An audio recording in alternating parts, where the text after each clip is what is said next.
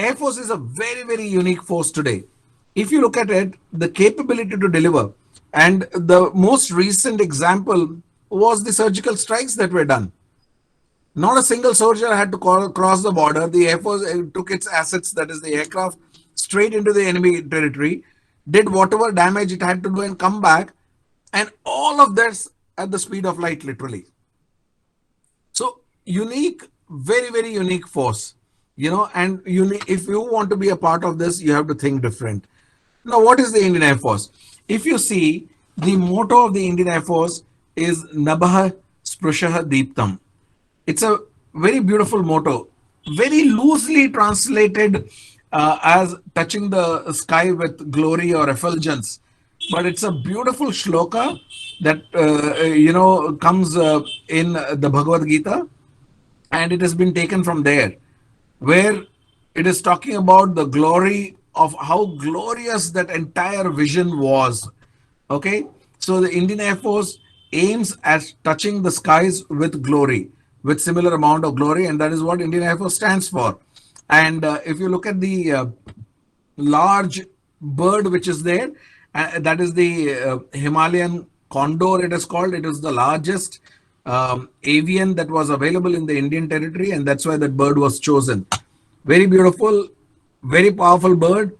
It can pick up even a full-size goat by just its claws and carry it away.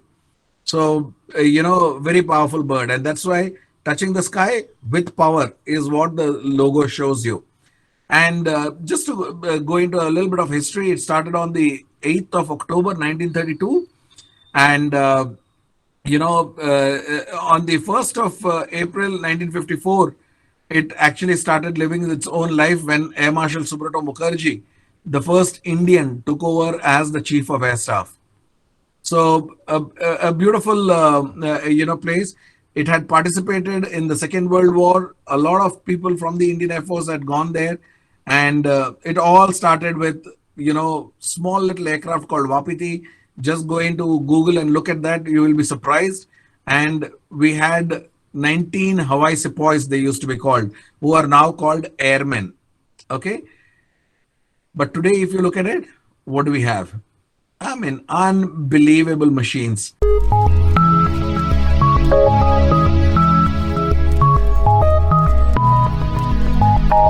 Download the SSB SureShot app from Google Play Store to access courses for written exams like NDA, CDS and AFCAT. You can also find courses for SSB Personality Development and Spoken English. Apply the coupon code SIGNUP15 to get 15% off on your first purchase. Call us on 725-930-7111 for any queries. Whether it is the transport, so there are three different fleets that you talk about when it comes to Air Force. Air Force is all about fleets. Air Force is all about, what do we say, the mechanisms of delivery. So you have the transport fleet, you have the helicopter fleet, and you have the fighters. Most of us would always think of Air Force in terms of fighters because those are the ones that you always hear in the news. But the backbone, the behind the scene work is done by the transports. And today, helicopter gunships are very, very popular. In fact, they have always been popular all over the world, but it came into our subcontinent, especially in the Indian region, much later. But if you look at the Vietnam War, the fulcrum of it was fought only by helicopters and with helicopters and by helicopters. If you have seen any of the movies of Vietnam War, everything was using helicopters. So helicopters right in 1960s were popular. But by the time it came and it became an important part of Indian Air Force, it was already into the 1980s and early 1990s. That was the time when I had joined. And I was there, and helicopter gunships were becoming very famous. So it had come to us almost 2 decades later. But fighters, of course, now in the olden days, whether it was during World War or during even the early years of air war, it was all about dogfight. What is a dogfight? You go into the air, one aircraft chases the other, and you try to gain supremacy. But here, it is completely different now. The missiles, the kind of capability that we have, the kind of armament that we carry is all BVR, beyond visual ranges.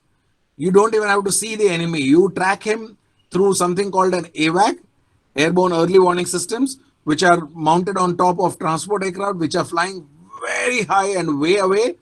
They track the enemy down. They just designate the enemy, hand it over to the fighter.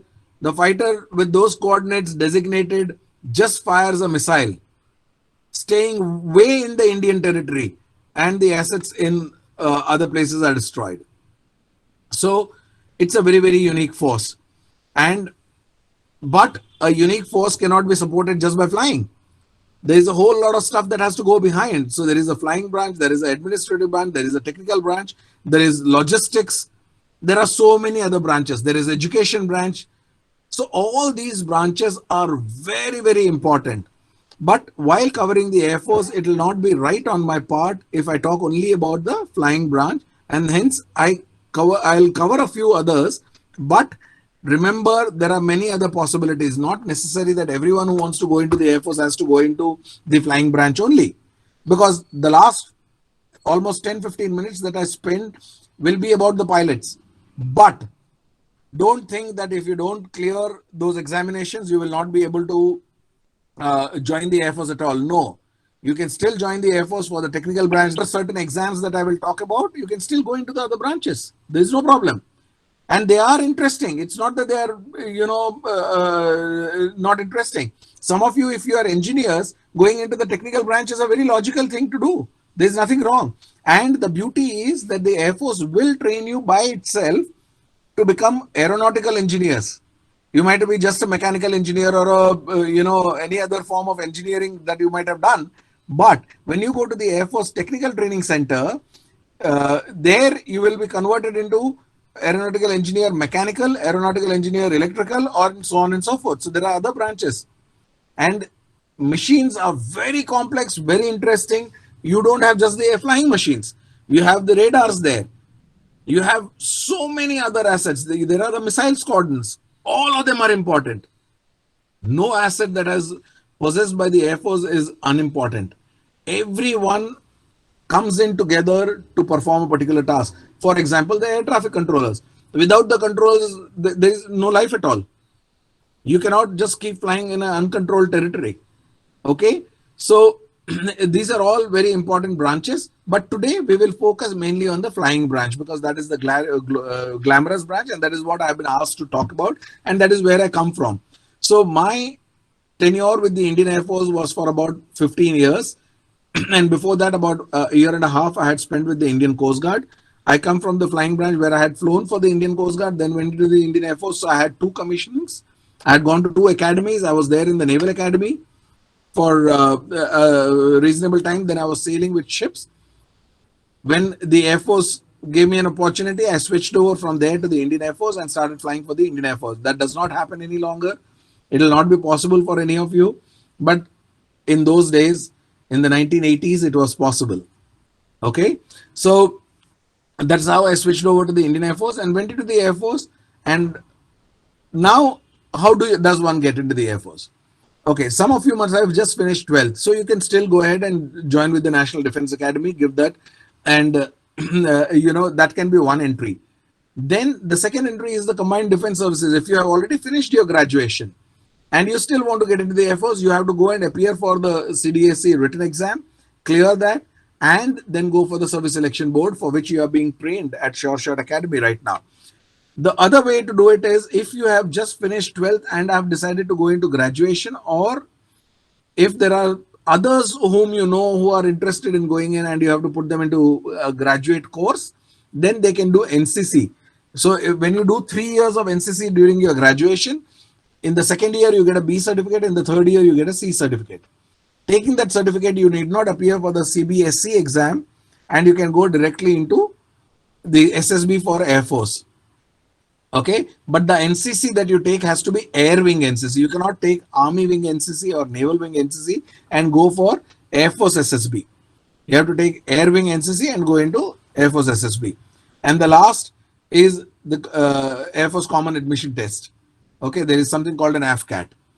Now, once you get into the flying branch, I have just written over here, this you can Google and see, so I did not talk about it. So there is flying branch, there are cutoffs. For engineering branch, there is cutoff. For admin branch, which includes admin, accounts, logistics, education, MET, all of that come under that, has got a different cutoff. So you can look it up in the net. It is all available all around the place. Okay, but at the selection process, there are three different, four different stages.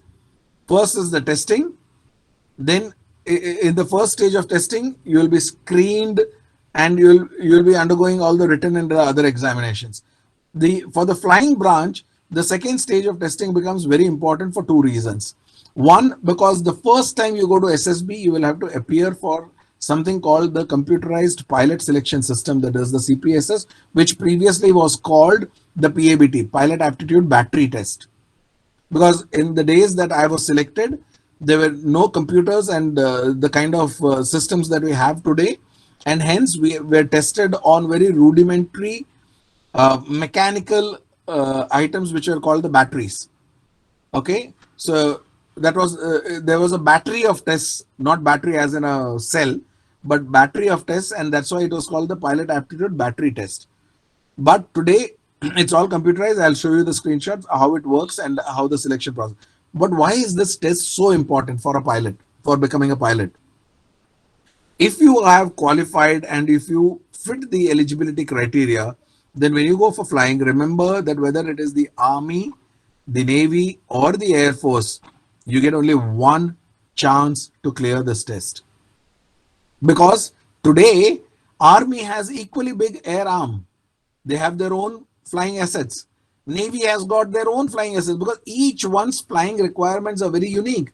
Air Force can't cover all of them. Air Force has its own unique role and responsibility.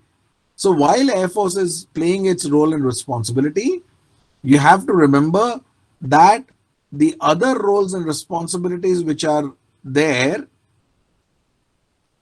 for the Army or the Navy are being done by their own air systems.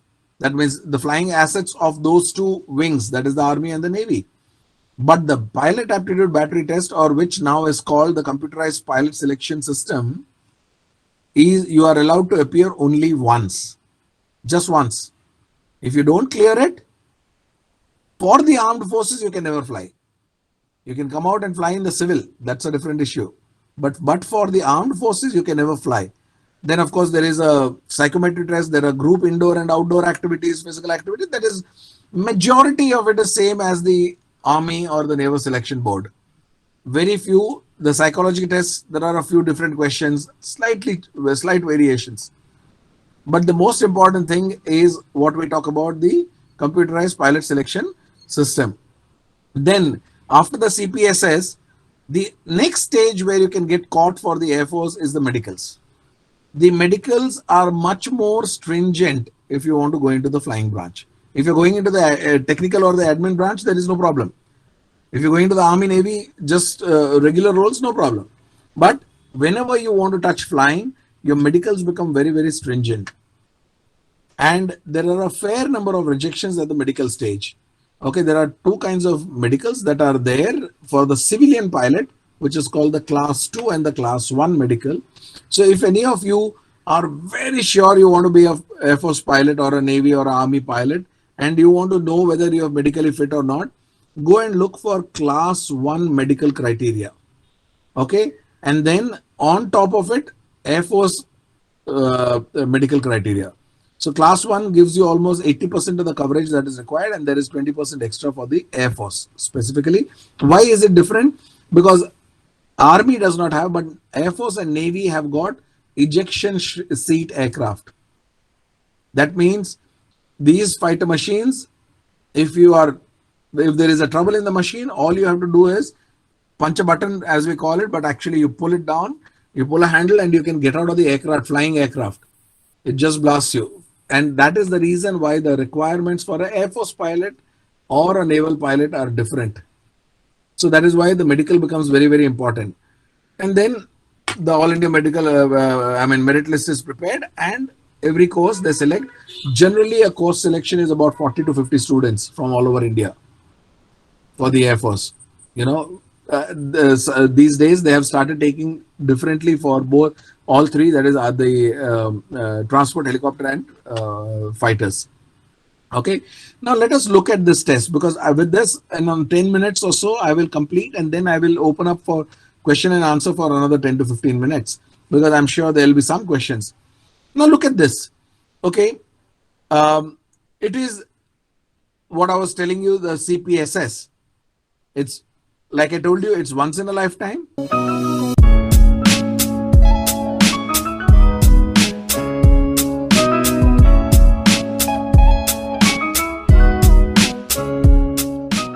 Don't forget to subscribe to our new channel SSB Short Plus for exclusive new videos. Also follow us on Instagram for all the latest updates. Check out a Short guide to crack SSB on Amazon. The link is in the description below.